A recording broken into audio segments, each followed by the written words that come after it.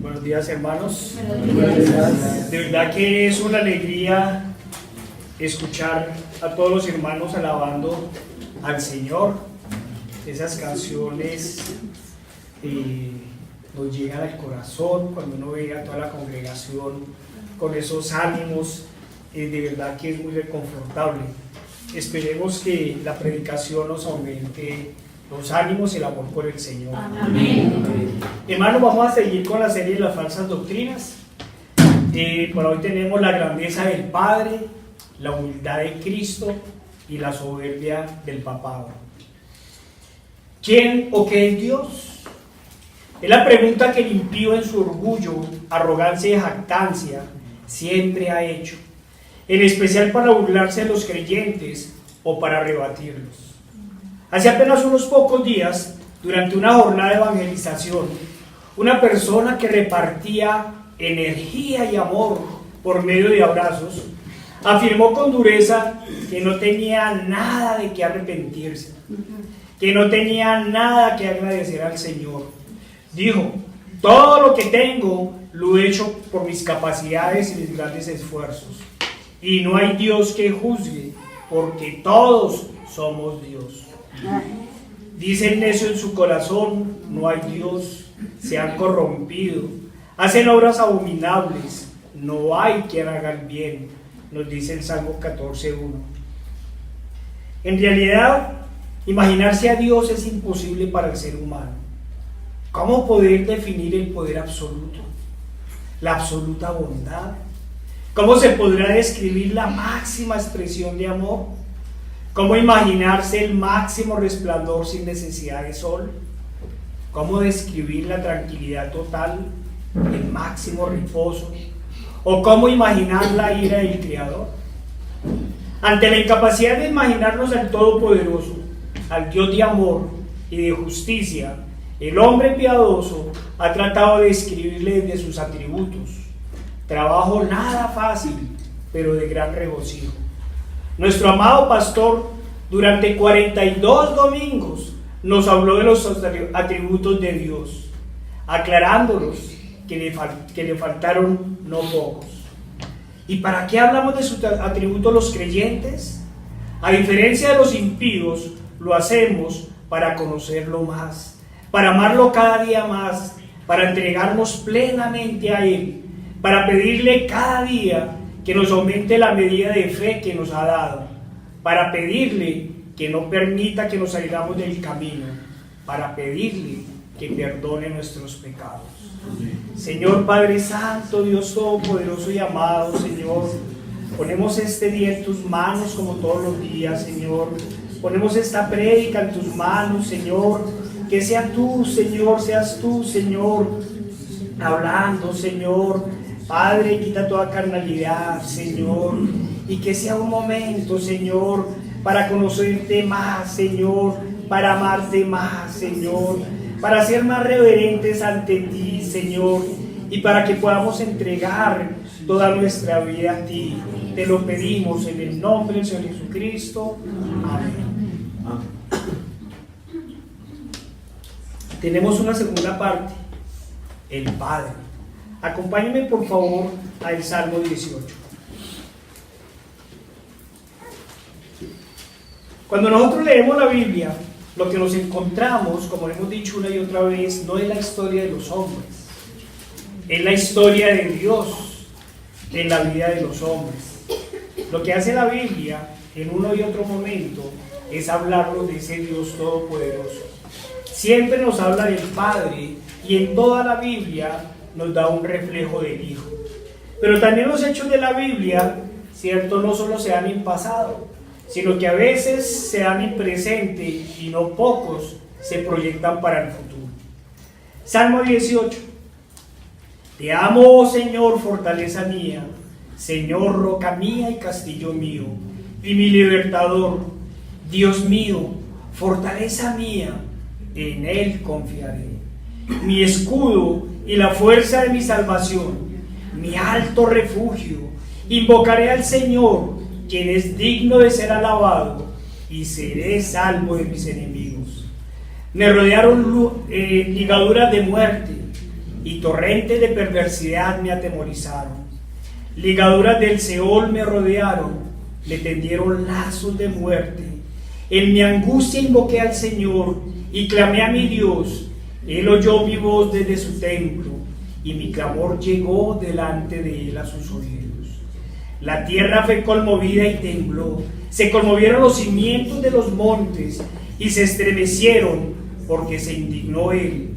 Humo subió de su nariz y de su boca fuego consumidor. Carbones fueron por él encendidos. Inclinó los cielos y descendió. Y había densas tinieblas debajo de sus pies. Cabalgó sobre un querubín y voló. Voló sobre las alas del viento. Puso tinieblas por escondedero, por cortina suya alrededor de sí.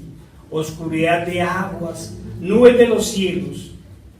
Por el resplandor de su presencia, sus nubes pasaron, granizo y carbones ardientes. Tronó la voz en los cielos del Señor, y el Altísimo dio su voz. Granizo y carbones de fuego. Envió sus saetas y los dispersó. Lanzó relámpagos y los destruyó. Entonces aparecieron los abismos de las aguas y quedaron al descubierto los cimientos del mundo. A tu reprensión, oh Señor, por el soplo del aliento de tu nariz, envió desde lo alto, me tomó, me sacó de las muchas aguas, me libró de mi poderoso enemigo y de los que me aborrecían, pues eran más fuertes que yo. Me asaltaron en el día de mi quebranto, mas el Señor fue mi apoyo, me sacó al lugar espacioso, me libró, porque se agradó de mí. ¿Cuántas características o atributos de Dios nos ha dado su palabra en un solo salmo? ¿Cuántas cosas podemos decir de nuestro Todopoderoso en estos 19 versículos? ¿Qué otro Dios puede ser tan poderoso y amado? ¿Qué otro Dios nos puede escuchar? ¿Qué otro Dios nos puede proteger? ¿Qué otro Dios nos puede salvar del mundo? ¿Qué otro Dios nos puede salvar del pecado? ¿Qué otro Dios se puede enojar y hacer estremecer el mundo? Solo el Señor, el único Dios y poderoso, el único Dios amado. ¿Cuántas características o atributos de Dios podríamos decir? Fortaleza, roca, castillo, libertador, escudo, fuerza, refugio, confianza, perdón, sustento, protección, salvación, justicia, ira, poder, resplandor y creador. Todo esto y mucho más nos lo dijeron en solo 19 versículos. ¿Cuántas otras cosas maravillosas encontraremos del Padre en estas palabras? ¿Y qué nos dice del Padre? ¿Cuáles son sus acciones? Entonces el Padre crea, escucha, atiende, protege, escoge, aparta, castiga, salva y hace justicia. Ese es el Dios que nosotros tenemos, un Dios poderoso, un Dios omnipotente, omnisciente, omnipresente. Como decíamos, necesitaríamos cientos de adjetivos para definir a nuestro Dios y aún no lo conoceríamos. Pero ¿cuál es la idea? Que aprendamos a amar a este Dios todopoderoso, a este Dios que se entregó por nosotros, que se volvió algún día humano y permitió que su criatura lo crucificara para el perdón de los pecados de los que en Él creen. Nosotros podríamos decir muchas otras cosas de Dios. Repasemos solo 4 atributos. Omnipresente. Acompáñenme a Jeremías 23, 23 y 24. Aunque la omnipresencia del Señor la veíamos en el Salmo pasado, cuando David oraba y el Señor lo escuchaba, y el Señor lo veía, y el Señor estaba con él. Jeremías 23 nos dice: soy yo, Dios de cerca solamente, dice el Señor, y no Dios desde muy lejos. ¿Se ocultará alguno, dice el Señor, en escondrijos que yo no lo vea? ¿No lleno yo, dice el Señor, el cielo y la tierra? Hermanos, todo está lleno por la presencia del Señor. No hay lugar en donde el Señor no esté, en donde el Señor no tenga su presencia. Si vamos a hablar de la omnisciencia del Señor, podríamos hablar desde el Salmo 139, versículo 1 y 4.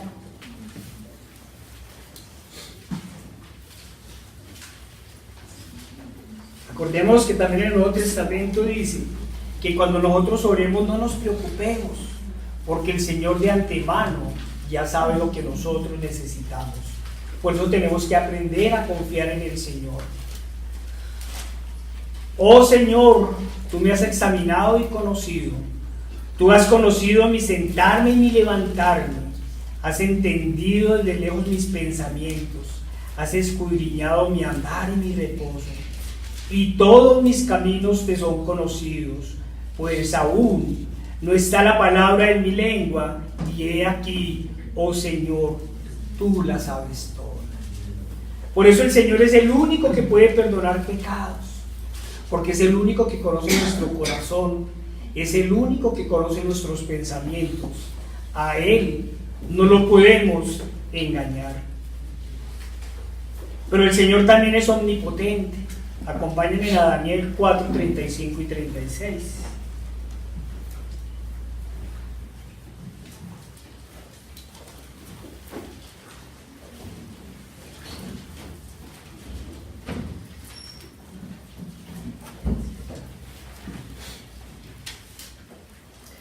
A mí alguien me decía hace poco tiempo que era soberbia de los cristianos creer que había un solo Dios, que era soberbia creer que había solo uno que pudiera perdonar y que pudiera hacer las cosas. Y yo le contestaba que era mayor soberbia no creer en ese Dios que se humanizó, ¿cierto? Y que dio su vida por nosotros, que eso sí era soberbia, que era soberbia no entender que cuando nosotros pecamos, agredimos al Señor, que cuando nosotros violamos sus mandamientos, estamos caminando hacia senderos de muerte. Nos dice la palabra del Señor: todos los habitantes de la tierra son considerados como nada, y Él hace según su voluntad en el ejército del cielo y en los habitantes de la tierra, y no hay quien detenga su mano y le diga: ¿qué haces? Nadie hay que le pueda preguntar al Señor. Claro, en el mundo todos se quejan de Dios, ¿cierto? Especialmente, y es muy curioso, los que no creen en Dios son los que más se quejan de Dios. Y nos dicen: ¿y su Dios por qué permite esto? ¿Y su Dios por qué permite lo otro? Y entonces es cuando nosotros le decimos: Dios lo permite porque el hombre desobedece y se aparta del Señor. Oh Señor, ¿quién como tú? ¿Cómo no entregarse totalmente al único y verdadero Dios, al único Dios todopoderoso, al único creador del cielo y de la tierra y de todo cuanto existe? A aquel que se entregó a sí mismo por sus escogidos, al único Salvador, a aquel que nos sacó de la luz, de la oscuridad a la luz, a aquel que nos rescató de la muerte. ¿Cómo no entregarnos? ¿Cómo no amar a un Dios todopoderoso? A un Dios que nos escucha, a un Dios que nos oye, a un Dios que nos ve, sobre todo a un Dios que nos protege. Ustedes se podrían imaginar si el Señor algún día nos contara de todas las cosas que nos ha salvado y que nos ha protegido en este mundo de peligro. ¿Qué podríamos decir nosotros? Siempre nosotros decimos que somos de buenas. Algunos otros dicen: no, es que yo soy de buena suerte, ¿cierto? Lo que no son conscientes es que, como dice la palabra del Señor, no duerme el que nos cuida. Amén. ¿Sí? Si nosotros estamos acá, si nosotros no tenemos terribles enfermedades, no nos han pasado cosas terribles y aún estamos con vida, es por la misericordia de Dios. Ese Dios todopoderoso es el Padre. Pero vamos a entrar en un tercer punto: el Hijo, Cristo. Cristo, como hemos dicho, fue 100% Dios, pero también fue 100% humano. Y en su humanidad y en su divinidad fue ejemplo de humildad y sacrificio. Pero hermanos, no vayamos a confundir humildad con alcahuetería frente al pecado, ¿cierto? Porque el Señor fue humilde, pero también tuvo ira santa cuando sacó a los mercaderes del templo. Ese templo que hoy sigue prostituido por muchas religiones, ¿cierto? Ese mismo Cristo de humildad fue el que le dijo a los sacerdotes de la época que eran como sepulcros blanqueados, que eran blancos y limpios por fuera, pero por dentro llenos de podredumbre. Entonces no confundamos a veces, ¿cierto?, la humildad con la tolerancia al pecado. Pero ¿por qué nosotros hablamos de humildad? Acompáñenme a Isaías 53.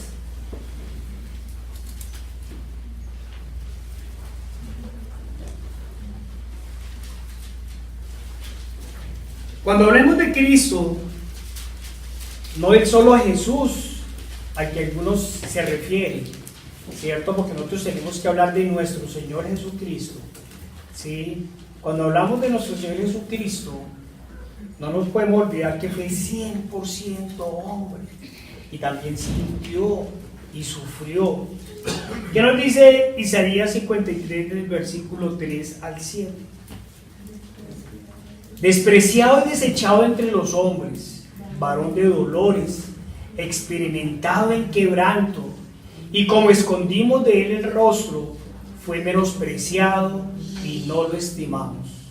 Ciertamente llevó él nuestras enfermedades y sufrió nuestros dolores, y nosotros le tuvimos por azotado, por herido de Dios y abatido.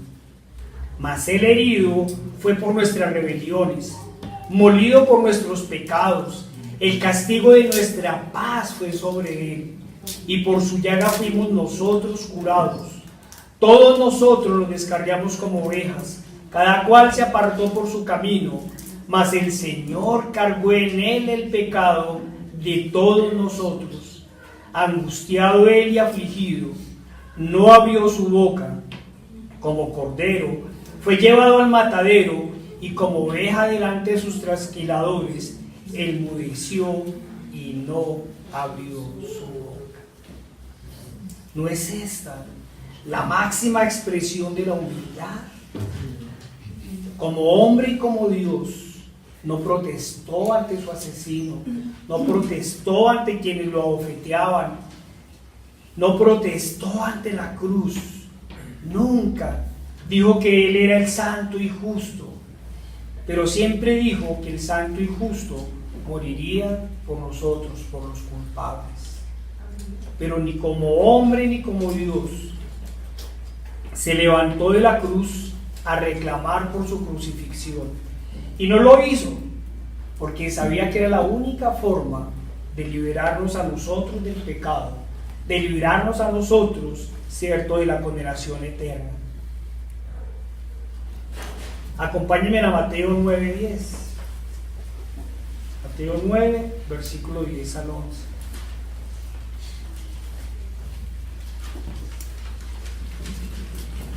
Para entender este versículo tenemos que ubicarnos en el momento. Acordémonos que en este momento histórico los judíos no se sentaban con los impíos, con los que no eran judíos, y los sacerdotes judíos nunca compartían con los pecadores. Y entonces dice la palabra del Señor: y aconteció que estando él sentado a la mesa en la casa, he aquí que muchos publicanos y pecadores que habían venido se sentaron juntamente a la mesa con Jesús y sus discípulos. Cuando vieron esto, los fariseos dijeron a los discípulos: ¿por qué come vuestro maestro con los publicanos y los pecadores? ¿Qué diríamos nosotros? Que el rey estaba sentado con los súbditos más pobres y más miserables. El santo estaba sentado con los pecadores. El todopoderoso estaba compartiendo con los débiles en la fe. Eso estaba haciendo el Señor. No estaba haciendo como nos dicen hoy, ¿cierto? Algunos falsos profetas, que es que el Señor se tomaba unos tragos con ellos, ¿cierto? Eso es una ofensa al Señor. El Señor se sentaba con los pecadores, el Señor se sentaba con los más pecadores de esa época, los más odiados, que eran los publicanos. ¿Y para qué se sentaba Él? Para hacerles reconocer su pecado, para darles conciencia de su pecado. Y siempre que terminaba de hablar con ellos, les decía: vete y no peques más. ¿Sí? Como a Lázaro le decía, ¿cierto? A Lázaro, al que estaba arriba en el árbol, a Zaqueo: Zaqueo, hoy ha llegado la salvación a tu casa. ¿Sí? Y Zaqueo apenas le habló el Señor, se llenó de regocijo, lo llevó a su casa y lo primero que le dijo es: Señor, le devolveré el doble a cada uno el que le he robado.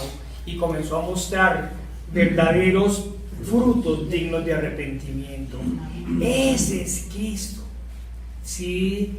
No se sentó con los reyes, no fue a hacerle antesala a los reyes de la tierra, fue a buscar lo que se había perdido, porque Él vino a buscar a pecadores y no a justos, a llevar los pecadores al arrepentimiento. Acompáñenme a Zacarías 9:9.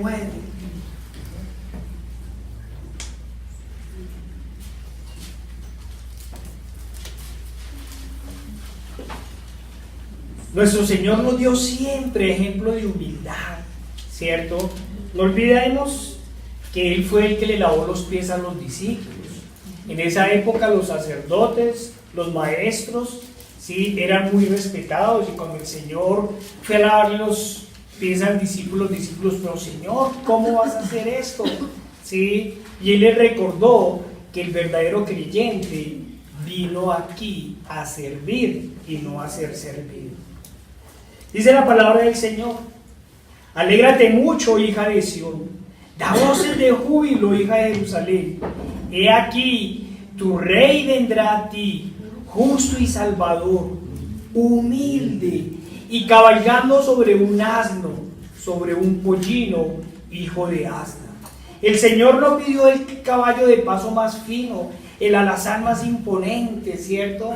El Señor, en su humildad, lo que pidió, ¿cierto?, fue un burro. ¿Sí? Para nosotros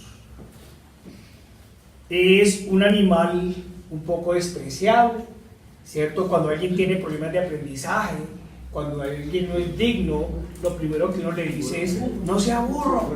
¿Sí? El burro es el animal de carga, es un animal de carga. Y el Señor se fue en un animal de carga. Eso es la humildad del Señor, ¿cierto? No pide un papamóvil blindado ni nada de esas cosas, hermano. ¿Sí? Acompáñenme por favor a Romanos 15:3.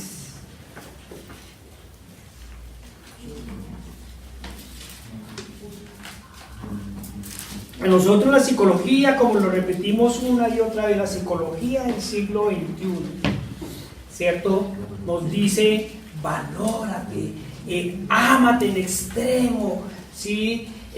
Aumenta tu autoestima. ¿Qué nos dice la palabra del Señor? Porque ni aún Cristo se agradó a sí mismo, antes bien, como está escrito: los vituperios de los que te vituperaban cayeron sobre mí.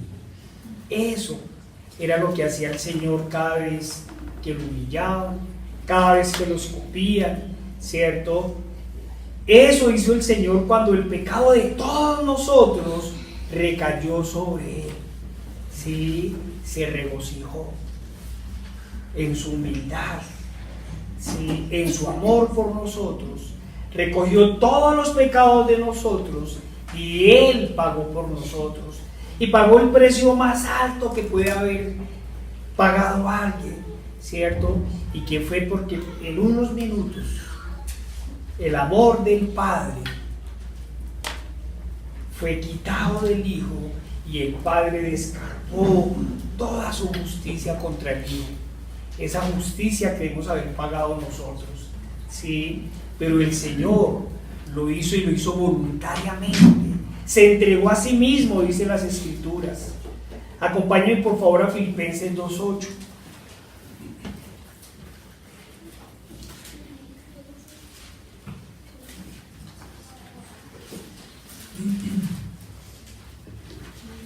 Y estando en la condición de hombre, se humilló a sí mismo, haciéndose obediente hasta la muerte y muerte de cruz.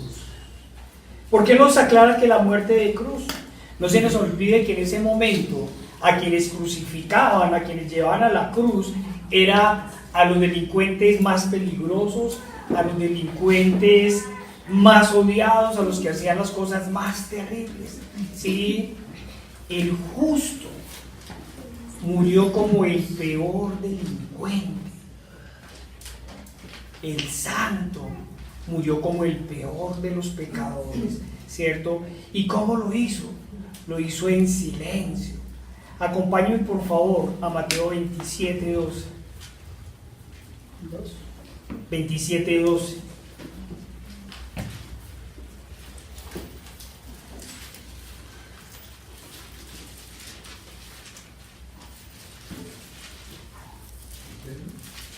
Nunca la Biblia nos habla de que el Señor se haya quejado, de que haya protestado, ¿cierto? Siempre nos habla de su humildad.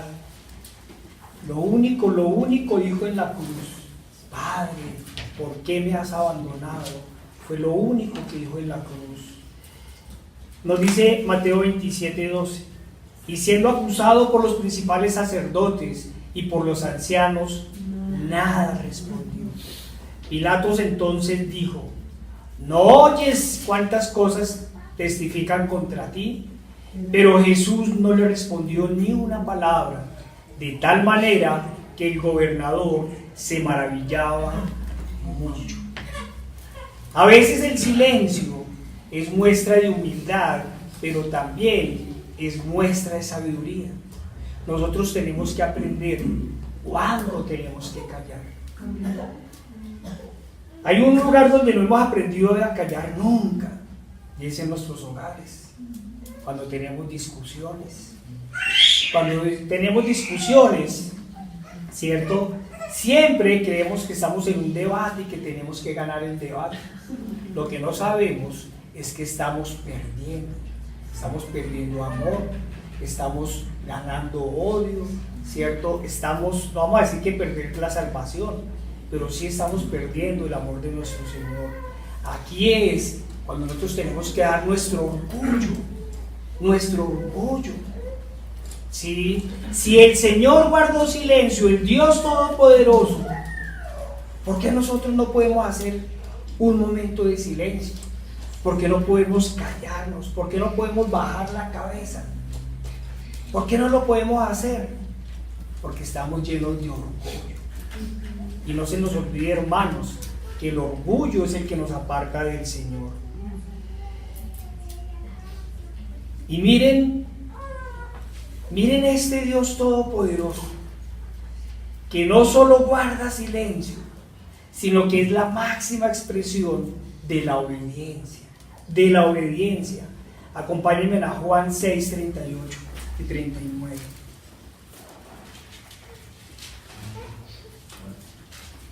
Cuando nosotros le decimos, hermanos, que pidamos para que nos den el carácter de Cristo, para que el Señor nos conceda ser como Cristo, ¿cierto? Es que nos dé humildad, que nos dé sabiduría y sobre todo que nos dé obediencia. ¿Sí? Acordémonos que la desobediencia fue el primer pecado y es el pecado que nosotros más tenemos. ¿Sí? Desobedecemos todos los días. Nos dice la palabra del Señor: porque eres descendido del cielo, no para hacer mi voluntad, sino la voluntad del que me envió. Eso dice el Señor Todopoderoso. Mire esa humildad, mire esa obediencia. Cuando nosotros miramos algunos canales supuestamente científicos, en donde tratan de desmentir la Biblia, en algunos hablaban de los hijos de Jesús, ¿cierto? De la relación que tuvo Jesús con Magdalena. Esas personas lo dicen y lo afirman en su ignorancia frente a la Biblia. Porque es que el Señor no vino para hacer su vida. El Señor, como lo dice acá, vino para hacer la voluntad del Padre. ¿Y cuál era la voluntad del Padre? Que muriera el justo por los injustos. Esa era la voluntad del Padre. ¿Sí? Jesús no vino ni a dejar viudas, ni a hacer herencias, ni a hacer riquezas. ¿Sí? Lo único que vino el Señor, a lo único que vino y dedicó su vida, fue a darla por nosotros. El más sabio, el maestro sabio, se hizo ignorante frente a su criatura. Y nosotros, hermanos, pasemos a un cuarto punto. Hemos hablado del Padre, del poder del Padre, las maravillas del Padre, y hemos hablado de la humildad del Hijo. Y ahora pregunto, ¿y tú? ¿Y tu hermano? ¿Y tu amigo? ¿Haces la voluntad de Dios? ¿Te has arrepentido de corazón? ¿Te has apartado en verdad de todo pecado? ¿Te has hecho inferior a los demás? Eso nos dice la Escritura. ¿Sí? Mírate como inferior del otro. ¿Eso has hecho tú? ¿En realidad te has hecho doblo de Cristo? ¿Esclavo de tu Señor? ¿Somos esclavos de Dios? Pensemos en esa palabra esclavitud. ¿Sí? ¿Qué sucedía en la edad antigua cuando el amo le daba la orden al esclavo?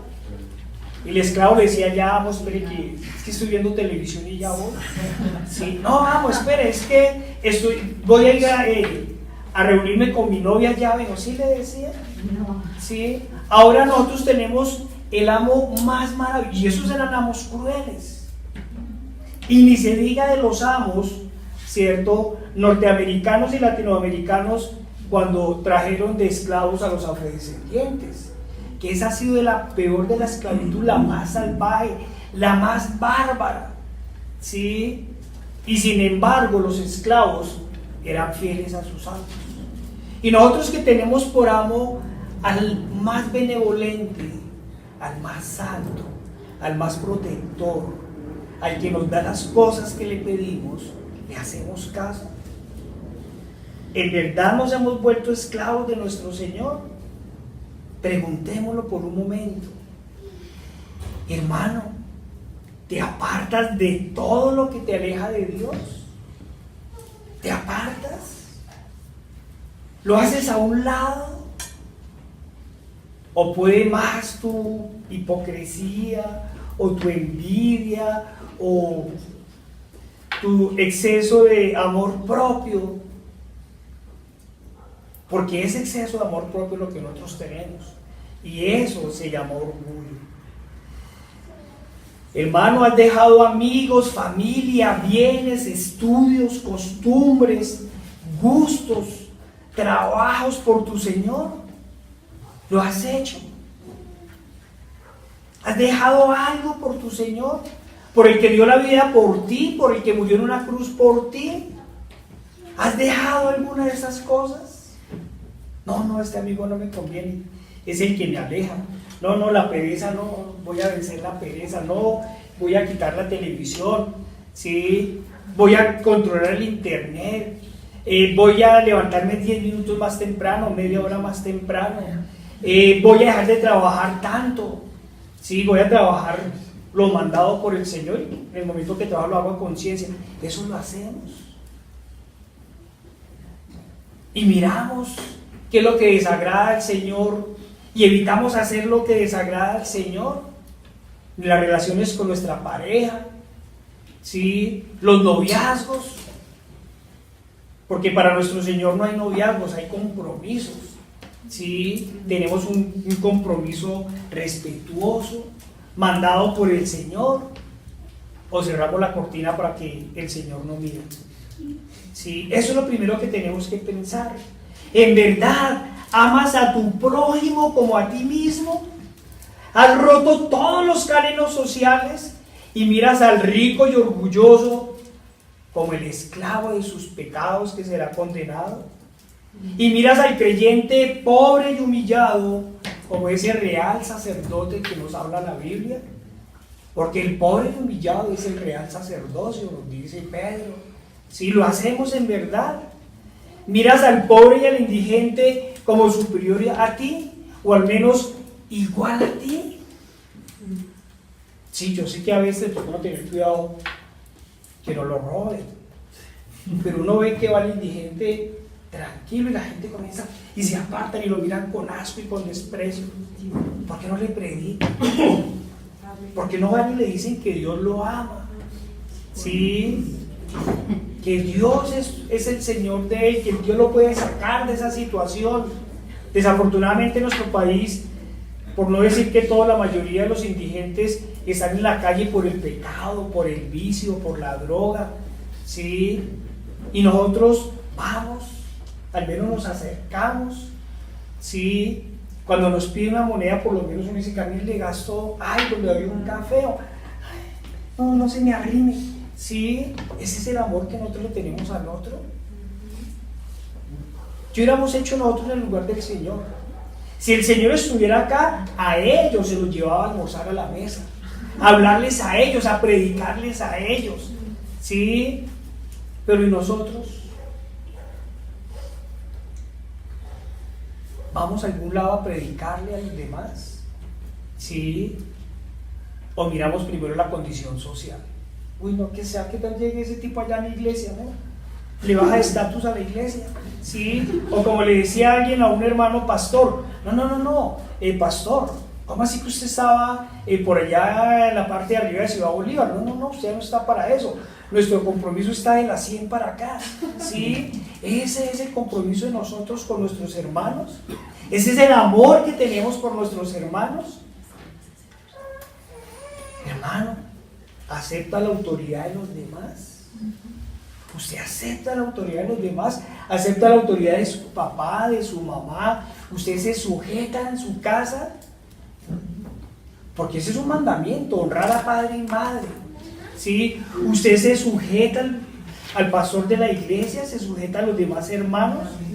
Cuando un hermano te llama y te exhorta con toda justicia, acepta la exhortación y pides perdón, o preguntas, ¿y quién es este?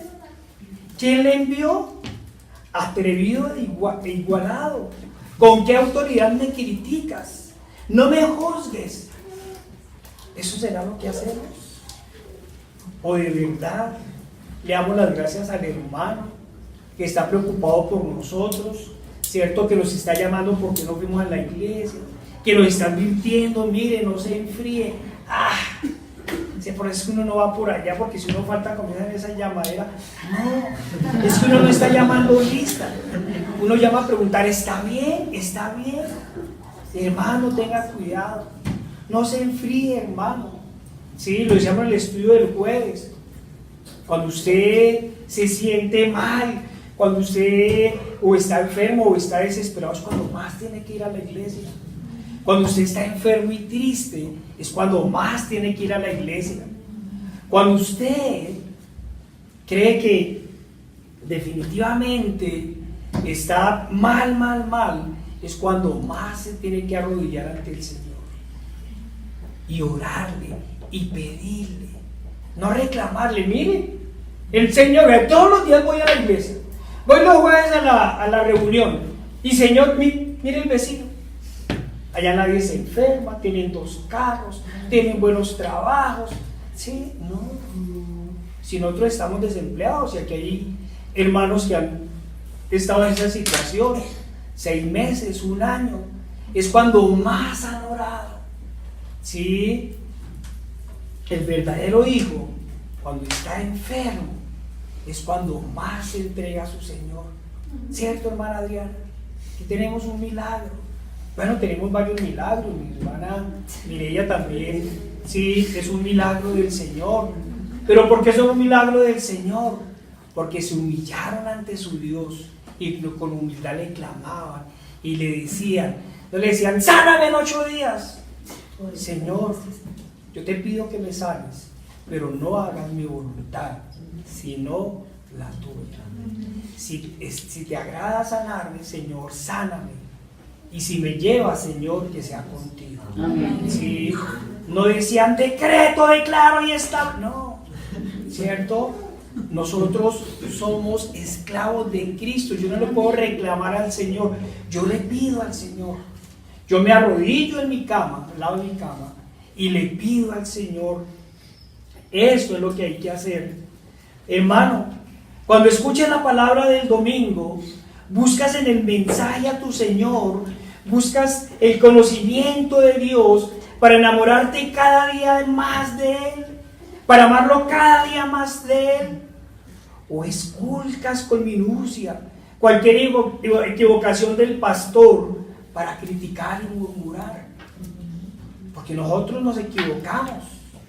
Nosotros somos, como decía Pablo y Pedro al soldado que se le arrodilló, levántese que yo solo soy un siervo de mi Señor. Sí, eso no quiere decir, hermanos, que ustedes no escudriñan la predicación, ¿cierto? Una cosa es que alguien se equivoque y otra cosa es que alguien enseñe errores. ¿Sí? ¿Ustedes qué es lo que tienen que hacer? Biblia en mano, escudriñar las escrituras, ¿cierto? Mirar que lo que les enseñen sea de sana doctrina y enamorarse del Señor, ¿sí? No decir, ay, no, es que mira, es que se equivocó de leer un versículo y vio otro, y entonces, no, hermano, ¿sí? Cuando Pablo dijo que escudriñáramos las escrituras, era para mirar que lo que se nos enseña esté de acuerdo con la Biblia. Que cada vez que nos reunamos sea para decir, Señor, auméntame la fe, Señor, auméntame el amor por ti. Eso es lo que debemos hacer, hermanos. También preguntamos, ¿guardan total reverencia en la iglesia o en su casa ante la palabra del Señor? Cuando leemos la Biblia, lo hacemos con devoción, lo hacemos con pasión, lo hacemos con amor, para enamorarnos más ante Dios. ¿Eso lo hacemos? Y también podríamos preguntar, hermano, ¿de verdad has entregado tu vida a Cristo y lo reconoces como tu Señor y tu amo? ¿Lo has hecho? Sí, aunque en la posmodernidad suene duro, el Señor es tu amo. Nosotros no somos simples creyentes, somos esclavos de Dios. Amén. Nos hemos entregado a Él en cuerpo y en alma. Y yo vuelvo a preguntar, ¿eso lo has hecho tú? ¿Reconoces que el Señor te compró en el mercado? Sí, nos compró en el mercado de los pecadores, de los que estaban destituidos de la gloria de Dios, ¿sí? De los que iban camino al infierno. Allá fue el Señor y nos compró. ¿Y sabe por qué nos compró? Nos compró a precio de sangre. Amén. Nos compró a cambio de su vida. Dio su vida para sacarnos de ahí. ¿Hacemos eso? Nosotros, ¿qué le entregamos al Señor? ¿Qué le hemos entregado? ¿Le entregamos todas las áreas de nuestra vida?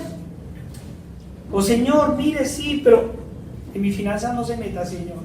En mi relación personal no se meta, Señor. En la forma en que me he visto no se meta, Señor. No, pues Señor, si yo me quiero hacer un tatuaje, ¿cierto? Aquí en la frente, pues, Señor, ¿cuál es el problema, Señor? Sí, ¿de verdad hemos entregado todo? ¿Todo? ¿O siempre sacamos una excusa? Hermano, mira, si eso es pecado. No, pues, hermano, póngase juicioso. Pero es que, ustedes si no voy un domingo, no me salvo. Me condeno si no voy un domingo. No, es que usted aquí no debe venir por obligación. Usted debe venir a encontrarse con el Señor, a aprender del Señor, a mirar cómo pedirle, Señor, auménteme la fe. ¿Sí? Entonces, si me voy de paseo un día, entonces me va a condenar. No, hermano, ¿y qué va a hacer en el paseo? Pues si va a ir a una taberna. Y el domingo, el día del Señor, hermanos, de verdad, preguntémonos por nuestra fe. Preguntémonos de verdad si estamos en la disposición de entregarle nuestra vida al Señor, ¿sí? Y vencer incluso la pereza. ¿Por qué se llega tarde el domingo? ¿Por qué el domingo sí llegamos tarde? Y no es que aquí a nadie nunca vamos a llamar a... No, es la pregunta que usted se tiene que hacer, es que su compromiso es con Dios, es con Dios. ¿Sí? Todos los días, en la mañana y en la noche, su compromiso es con el Señor. Hermano, ¿amas a los hermanos de tu iglesia? ¿Te unes a ellos por amor? ¿Te sientes parte de ellos? ¿O te crees mejor que ellos? Todos los días y en todo momento oras al Señor para que te aparte del pecado, para que te aumente la medida de fe, para que tome el control de toda tu vida, para que te enamore cada día más de Él, para que te dé celo por las cosas de Dios. Ustedes están volviendo amargados. Si me decía un compañero, yo uno no puede echar un cuento grosero que usted pone bravo. Pues si yo no me pongo bravo, yo me quito de ahí, es que no tengo nada que ver con eso. Usted ya sabe que no me gusta, pues no lo eche. ¿Sí? No es amargura. Es que mi vida ha cambiado. Amén. El Señor ha transformado la vida. ¿Sí? Ya tengo otros intereses. ¿Sí? Hermano, tú oras para que el Señor te conforme el carácter de Cristo, para que el Señor te lleve a la santidad, para que te convierta en un predicador permanente, o tu orgullo impide que hagas la voluntad de Dios y eres de los que te creen o los que dicen, pues yo ya creo en Dios, ya con eso basta con ir de vez en cuando a la iglesia. Basta con solo reconocer que hay un Dios, pero que tú eres el que decides y que tú eres el que escoges. No, hermanos, nosotros no escogemos. El Señor nos escogió. Amén. Cuando nosotros escogemos, desafortunadamente, nuestro libre albedrío solo sirve para una cosa, para pecar, para apartarnos del Señor. ¿Sí? Y si nosotros no amamos al Señor, si nosotros no amamos a nuestros hermanos, si nosotros no vemos al otro como igual o como superior a mí, es por una sola cosa, por orgullo, hermanos, el orgullo. Te amas tanto, que te crees el centro del mundo. Pasemos a otro punto. Vamos a cambiar de escenario, hermanos. ¿Y quién es el Papa? ¿Quién es el Papa? Juan en su capítulo 10, versículo 10, en la parte A nos dice: el ladrón no viene sino para hurtar y matar y destruir. Comillas, el Papa es obispo de Roma, vicario de Cristo, sucesor del príncipe de los apóstoles, sumo pontífice de la Iglesia Universal, patriarca de Occidente, primado de Italia, arzobispo y metropolita de la provisión romana, soberano del Estado del Vaticano. Bueno, por lo menos termina diciendo siervo de los siervos de Dios. Cuando el Señor habló de él, ¿cuántos títulos humanos se dio? ¿Cuántos títulos se dio el Señor? Cuando el Señor se presentó a sí mismo, dijo: vengo a cumplir la voluntad de mi Padre. ¿Qué título se dio Pablo? Veamos cada una de las cartas de Pablo. Pablo, apóstol de Jesucristo por la voluntad de Dios. ¿Y qué decía Pedro?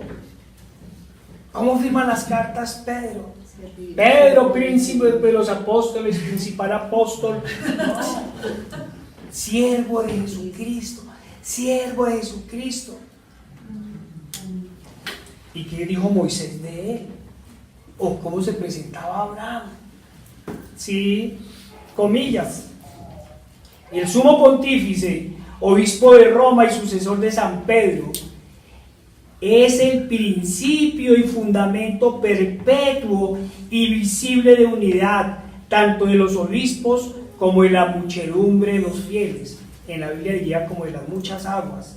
El pontífice romano es el pontífice romano, en efecto, tiene en la iglesia, en virtud de su función de vicario de Cristo y pastor de toda la iglesia, la potestad plena, suprema y universal que puede ejercer siempre con entera libertad. Comillas, en la actualidad el Papa continúa siendo la ley de la iglesia. Como vicario de Cristo en la tierra, es un monarca absoluto. En realidad, es el último monarca absoluto que queda en toda la faz de la tierra. Puede decir en teoría cualquier cosa, oiga, puede decir en teoría cualquier cosa que tenga que ver con su pueblo de fieles católicos. Esto lo dijeron en la revista Semana. Vicario de Cristo, gobernante absoluto, infalible, príncipe. ¿Sí? ¿Qué dijo nuestro Señor de sí mismo? Juan 6:38. Porque he descendido del cielo, no para hacer mi voluntad, sino la voluntad del que me envió. Acompáñenme a Juan 10, 9 y 11. El Señor no dijo que era gobernante ni que era rey absoluto, aunque es el rey de reyes y señor de señores. ¿Qué dijo el Señor? Juan 10, del 9 al 11. Yo soy la puerta. El que por mí entrare será salvo, y entrará y saldrá y hallará pastos. Pero también aclaró: el ladrón no viene sino para hurtar y matar y destruir. Yo he venido para que tengan vida y para que la tengan en abundancia. Yo soy el buen pastor. El buen pastor su vida da su vida por las ovejas. Eso fue lo que vino y así se presentaba el Señor una y otra vez. ¿Y qué nos dijo el Señor a los pecadores? El Señor nos dijo: arrepentidos, porque el reino de Dios se acerca. Y después de que hablaba con cada uno le decía: vete y no peques más. Acompáñenme a Marcos 9:42.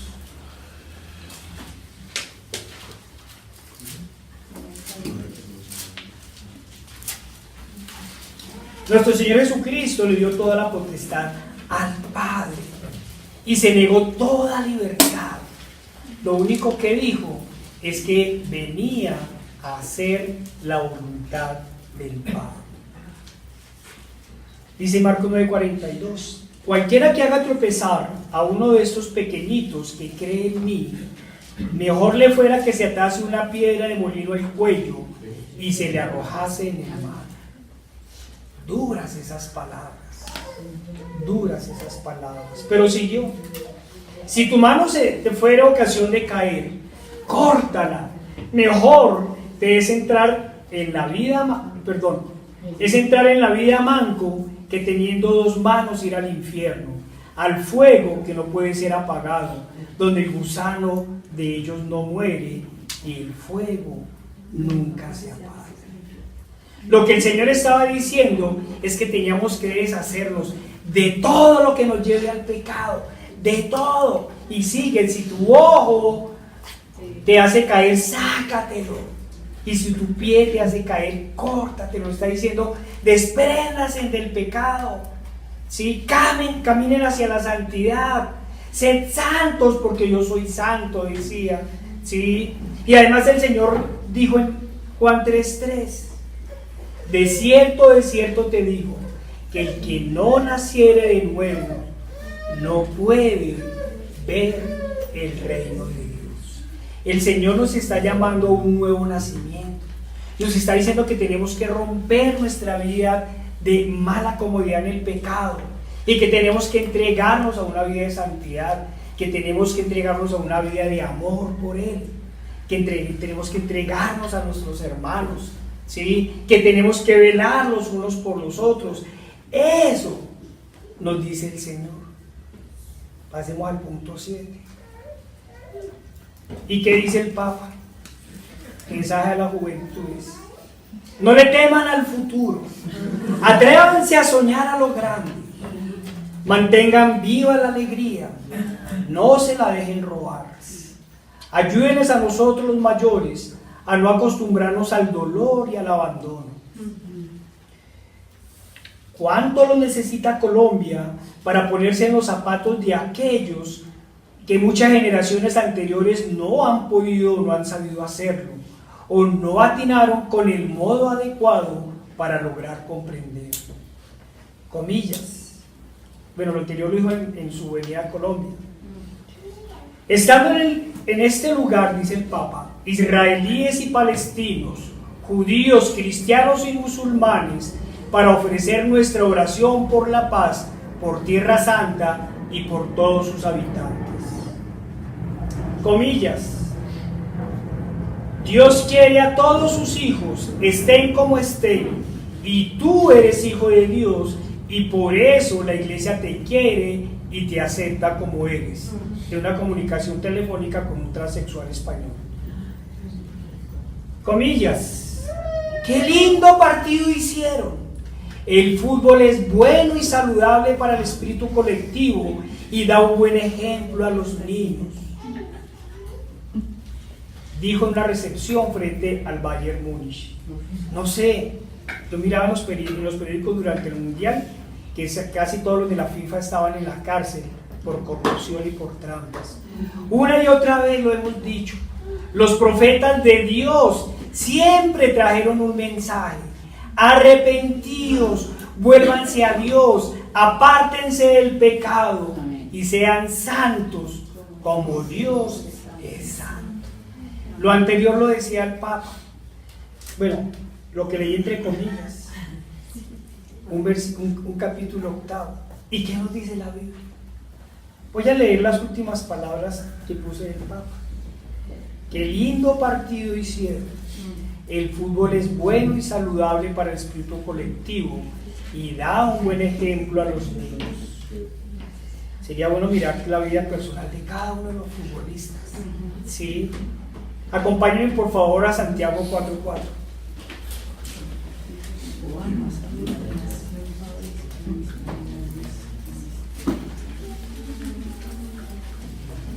Es que ustedes lo vieron muy santurrones. Sí.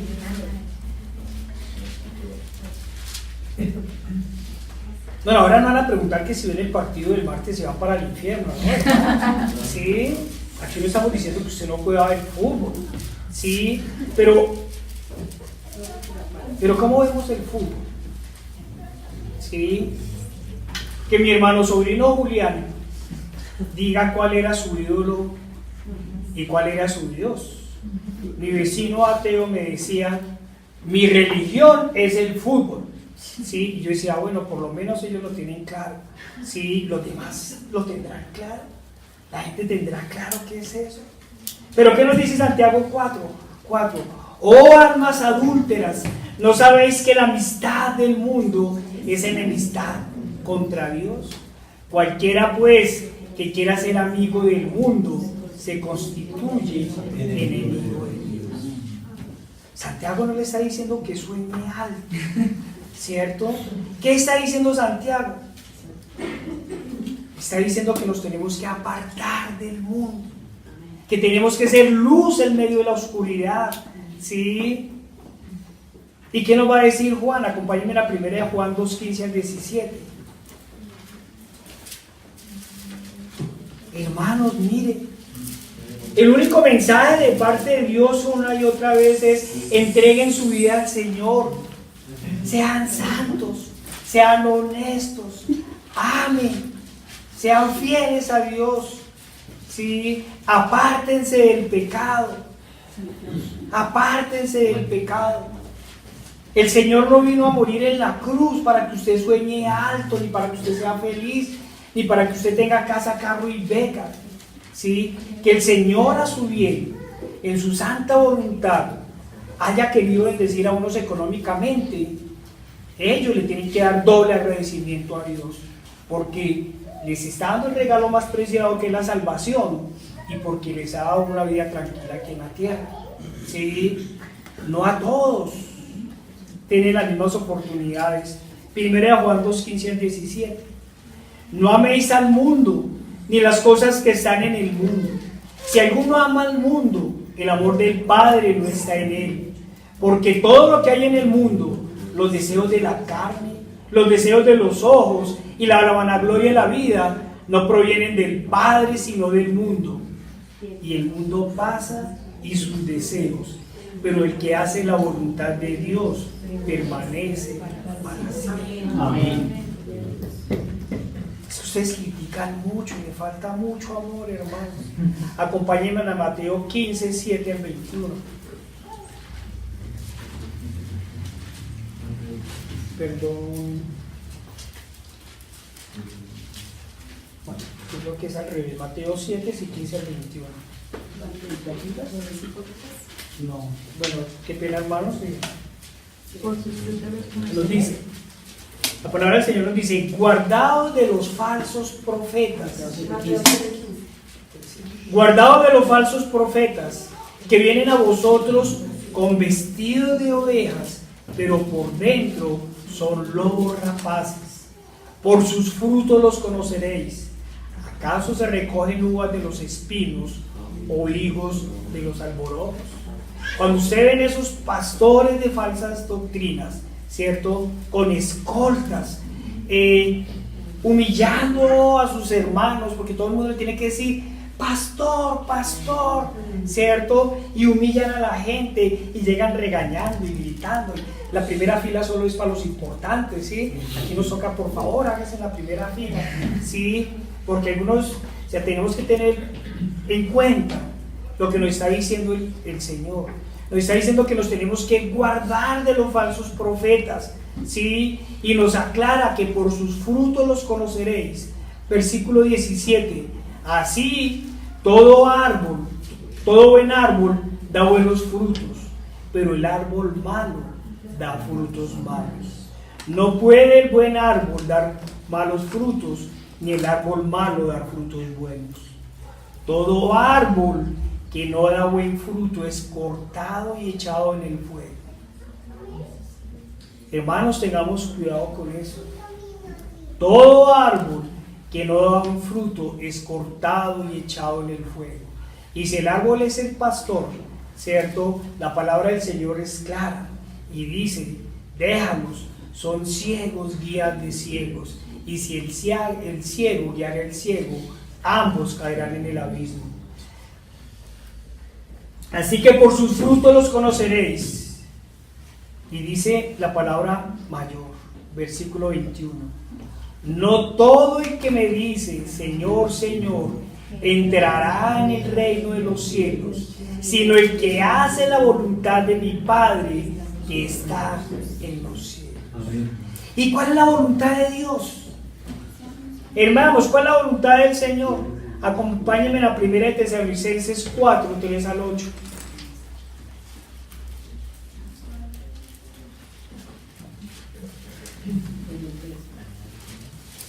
Miren la voluntad del Señor y miren la voluntad de los hombres.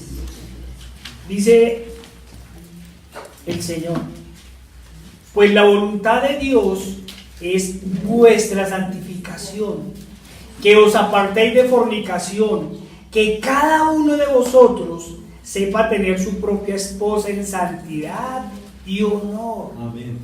No en pasión de concupiscencia, como los gentiles que no conocen a Dios. Que ninguno agravie ni engañe en nada a su hermano, porque el Señor es vengador de todo esto, como ya os hemos dicho y testificado. Pues no nos ha llamado Dios a inmundicia, sino a santificación. Así que el que desecha esto, no desecha a hombre, sino a Dios, que también nos dio su Espíritu Santo. Primera Tesalonicenses 4, 3 al 8. Pasemos a un noveno capítulo. ¿Y cuál es la solución? La única solución posible, el único camino, es la humillación del hombre y la exaltación de Dios. Acompáñenme a Romanos 2:23. Hermanos, ¿qué es el hombre frente a Dios? ¿Qué somos nosotros? Nosotros somos una simple brisna, no somos más. Que el Señor, por su gran amor, quiso hacernos parecidos a los ángeles, ¿cierto? Nos hizo a su imagen y semejanza. Por su amor es una cosa, pero en realidad no somos nada. ¿Qué es cada uno de nosotros frente a los 7.000 millones de habitantes de la Tierra? Cuando usted se muera en 50 años, ¿quién se acuerda de usted? ¿Sí? Bueno, en este país, para que la gente se acuerde de uno, ¿sí?, tiene que hacer todo lo contrario a Dios. Usted pregúntele a cualquiera, ¿sí?, que quién fue Pablo, ¿sí?, el apóstol Pablo, y nadie le va a decir. Pero usted pregúntele que quién fue Pablo Escobar, ¿sí?, y todo el mundo le va a contar, ¿sí? Hermanos, Romanos 2:23. Tú que te jactas de la ley, le estaba diciendo los sacerdotes de la época, con infracción de la ley, deshonras a Dios, porque como está escrito, el nombre de Dios es blasfemado entre los gentiles por causa de vosotros. Hermanos, nadie se convierte por el ejemplo, pero si usted da un mal testimonio, está haciendo piedra de tropiezo para los demás. El cristiano debería tener una vida ejemplar, ¿sí? Debería ser un ciudadano ejemplar, un hombre ejemplar, un trabajador ejemplar, un estudiante ejemplar, un hijo ejemplar, un esposo ejemplar, una esposa ejemplar, ¿sí? Eso es lo que debería ser el verdadero hijo de Dios. Filipenses 3:3, por favor.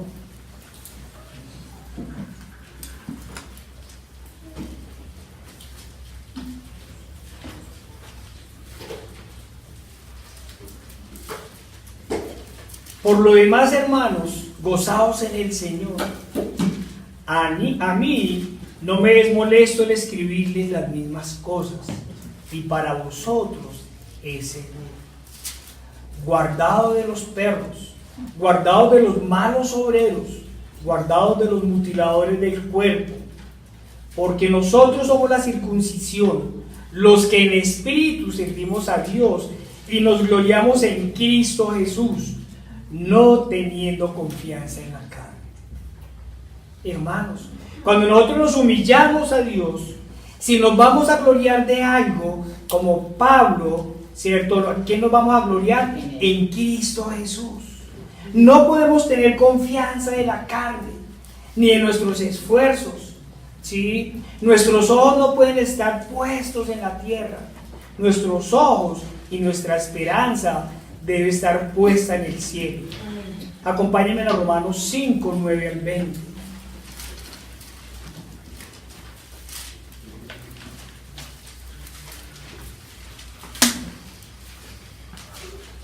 Hermanos, miremos una y otra vez la palabra del Señor. Miremosla, escudriñémosla, encontrémonos en ella, ¿sí? Busquemos nuestro aliciente en ella, ¿sí? Nos dice la palabra del Señor. ¿Qué pues? ¿Somos nosotros mejores que ellos? En ninguna manera.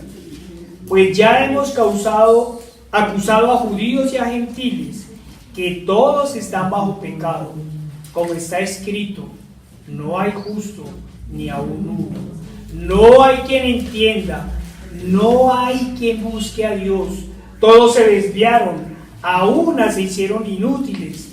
No hay quien haga lo bueno, no hay ni siquiera uno. Sepulcro abierto es su garganta, con su lengua engañan, veneno de áspides hay debajo de sus labios. Su boca está llena de maldición y de amargura, sus pies se apresuran a derramar sangre, quebranto y desventura hay en sus caminos, y no conocieron caminos de paz. No hay temor de Dios delante de sus ojos, pero sabemos que todo lo que la ley dice, lo dice a los que están bajo la ley, para que toda boca se cierre y todo el mundo quede bajo el juicio de Dios. Ya que por las obras de la ley ningún ser humano será justificado delante de él, porque por medio de la ley es el conocimiento del pecado. Pero ahora, aparte de la ley, se ha manifestado la justicia de Dios, testificada por la ley y por los profetas. Justicia de Dios por medio de la fe en Jesucristo, para que todos los que creen en Él, porque no hay diferencia, por cuanto todos pecaron y están destituidos de la gloria de Dios, siendo justificados gratuitamente por su gracia, mediante la redención que es en Cristo Jesús, a quien Dios puso como propiciación por medio de la fe en su sangre, para manifestar su justicia a causa de haber pasado por alto en su paciencia los pecados pasados, con la mira de manifestar en este tiempo su justicia, a fin de que Él sea justo y el que justifica al que es de la fe de Jesús. Mire la pregunta que nos da el apóstol: ¿dónde pues está la jactancia? Queda excluida. ¿Por cuál ley? ¿Por la de las obras? No, sino por la ley de la fe. Concluimos pues que el hombre es justificado por la fe sin las obras de la ley. Hermanos, no somos nosotros salvos por nuestras obras. No nos llamó el Señor porque nosotros fuéramos buenas personas. No nos llamó porque algo en nosotros le hubiera llamado la atención. Bueno, de pronto sí, nuestro pecado. Sí, por eso es que tenemos que humillarnos ante un Dios 3 veces santo, porque es el Dios que nos justifica, es el Dios que nos salva. Si ninguno de nosotros era buena persona, ninguno. ¿Sí? De una u otra forma éramos transgresores de la ley y estábamos condenados, ¿sí?, a muerte. Estábamos condenados al castigo eterno. Pero hoy, hermanos, a veces nuestro orgullo nos hace apartarnos del Señor. Ponemos nuestras esperanzas en nuestros trabajos, ponemos nuestras esperanzas en nuestros estudios, ¿sí? Ponemos las esperanzas en la academia, en los negocios. Pero ¿qué dice el verdadero cristiano frente a todas estas cosas? ¿Qué dice un verdadero hijo de Dios? Nos lo dice Pablo. Acompáñenme a Filipenses 3, 7 al 9.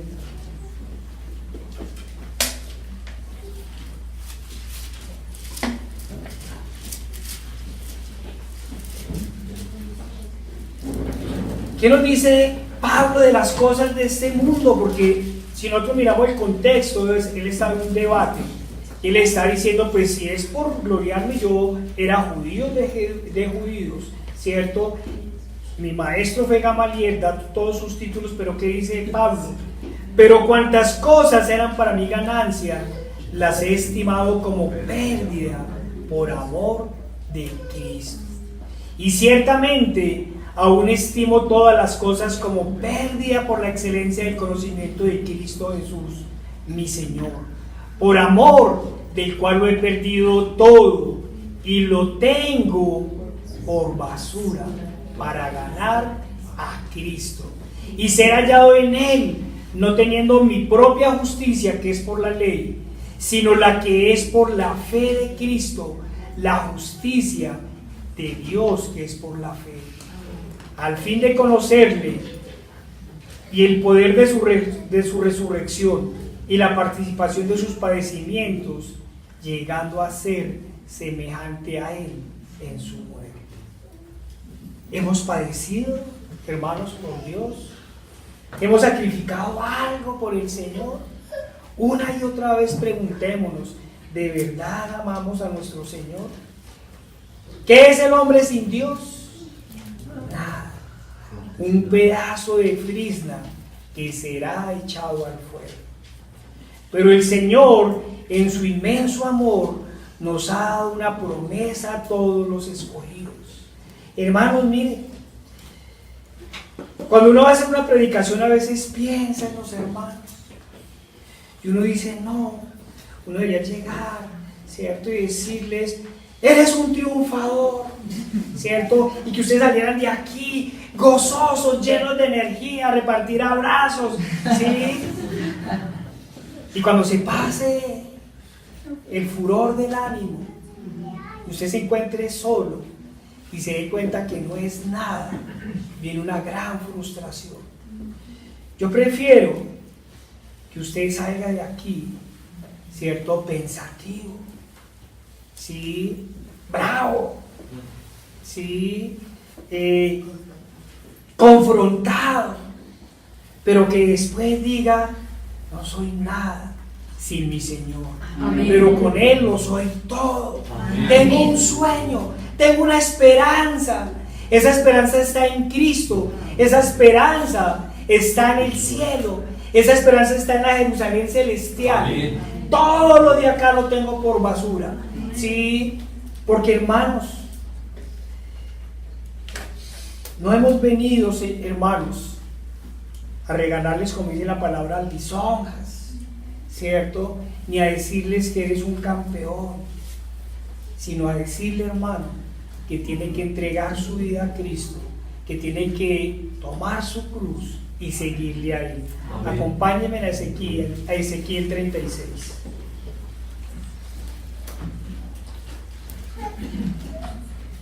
Porque el Señor justo, el Señor Dios Todopoderoso, a sus escogidos y a sus amados, les da una promesa. Desde el Antiguo hasta el Nuevo Testamento hay una promesa. Ezequiel 36, 25 al 28. Es la misma promesa de Apocalipsis. Ayer nos decía una vecina: es que me gusta el Dios del Antiguo Testamento, del Nuevo Testamento, porque el del Antiguo Testamento era bravo. Y nosotros le decíamos: Dios es uno y ha sido uno ayer, hoy y por siempre. Y su promesa del Antiguo Testamento la refuerza en Apocalipsis. ¿Qué nos dice la palabra del Señor? Esparciré sobre vosotros agua limpia, y seréis limpiados de todas vuestras inmundicias, y de todos vuestros ídolos os limpiaré. Os daré corazón nuevo, y pondré espíritu nuevo dentro de vosotros, y quitaré de vuestra carne el corazón de piedra, y os daré un corazón de carne. Y pondré dentro de vosotros mi espíritu, y haré que andéis en mis estatutos, y guardéis mis preceptos, y los pongáis por obra. Habitaréis en la tierra que di a vuestros padres, y vosotros me seréis por pueblo, y yo seré a vosotros por Dios. Y en Apocalipsis nos dice: ya no hay llanto ni dolor, las cosas malas pasaron. Padre Santo, Dios Todopoderoso, Dios amado y eterno, Señor, Padre, ponemos nuestras vidas en tus manos, Señor. Señor, quítanos todo orgullo, Señor. Quítanos toda altivez, Señor. Haznos siervos obedientes, Señor. Eres tu Padre que nos limpia. Eres tu Padre que lava nuestras inmundicias, Señor. Eres tú quien nos cambia el corazón, Señor. Eres tú quien nos cambia los afectos, Señor. Aumentanos, Padre, la medida de fe, Señor. Aumentanos, Señor, el amor por ti, Padre. Y llévanos, Señor, hacia la santidad. Te lo pedimos en el nombre de Jesucristo. Amén y amén.